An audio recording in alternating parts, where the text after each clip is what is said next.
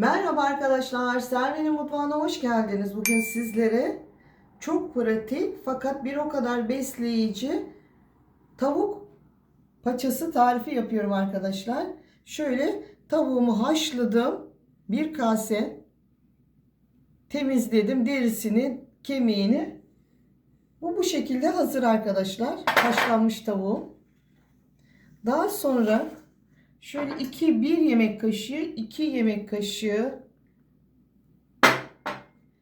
zeytinyağında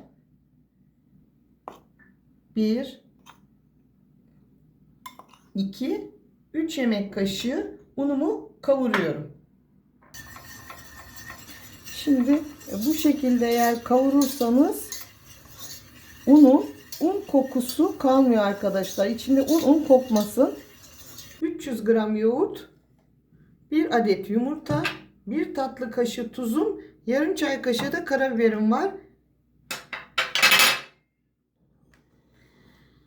Hepsini güzelce blenderla çekiyorum. Unumu renk almadan ocağımın altını kapattım. Yani kavurduğunuz un renk almayacak. İçerisine şöyle soğuk su koyuyorum arkadaşlar.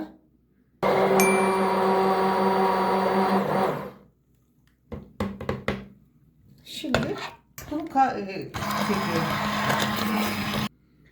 Arkadaşlar kelle paça çorbası gibi tavuk paça çorbası yapıyoruz. Bunun içinde kırmızı et değil, tavuk etiyle yapılıyor. Yapımı kolay ama bir o kadar hem karın doyurucu hem besleyici. Şimdi unumuzu kavurduk, mis gibi açtık, bakın çok güzel. Şimdi açmış olduğumuz sosumu da ilave ediyorum içerisine. İkisini birlikte 1 dakika çekiyorum.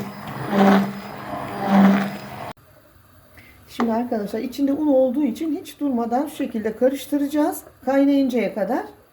Daha sonra tavuklarımızı ilave edeceğiz. Arkadaşlar bakar mısınız yoğunluğunun ne kadar güzel oldu. Şimdi tavuk suyu da girecek içine.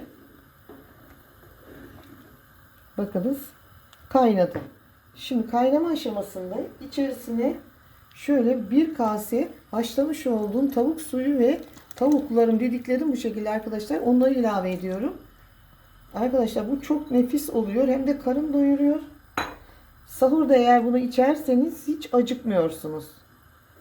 Şöyle tavuk suyu ve tavuklarıyla birlikte 10 dakika kaynatıyorum ben. 5 dakikada yeterli ama 10 dakikada böyle güzel oluyor. Tavuk etinin içine bu yoğurt sosunun da girdiği, bu yoğurt sosu yerine süt koyabilirsiniz fakat arkadaşlar ağır oluyor.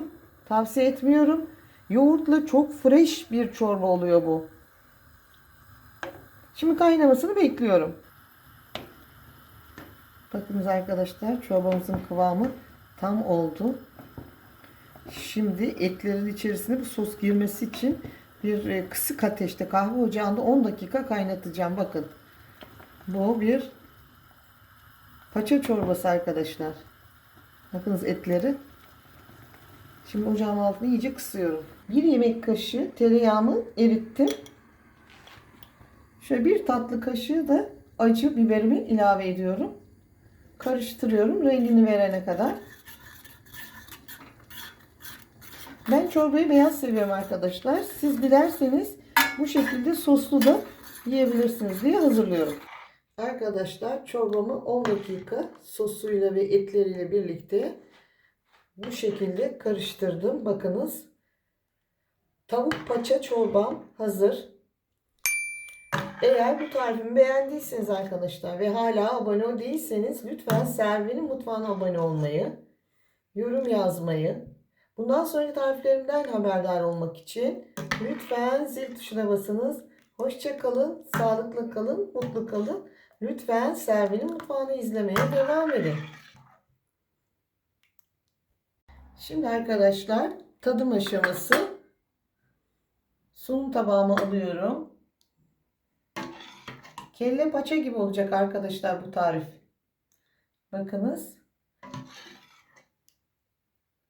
Hem beyaz etiyle oluyor hem kalça etiyle oluyor arkadaşlar bu. Kelle paça gibi. Kendi yapmış olduğum ev sirkemin içerisine Şöyle yapayım. 3 diş sarımsağımı ezdim. Güzelce karıştırıyorum. Bu sos arkadaşlar, bakınız o kadar güzel oluyor ki. Sarımsaklı, hatta bunu yapıp da 2 saat dinlendirirseniz lezzet muhteşem oluyor. Şöyle biraz da sirkeli, sarımsaklı sosumdan ilave ettikten sonra ben bu şekilde içiyorum ama bu şekilde de güzel oluyor. Tereyağında yağ yakıp üzerine. Siz dilediğiniz şekilde tercih edebilirsiniz. Afiyetle tüketiniz. Hayırlı Ramazanlar diliyorum. Buyurun arkadaşlar. Kelle paça çorbamız hazır.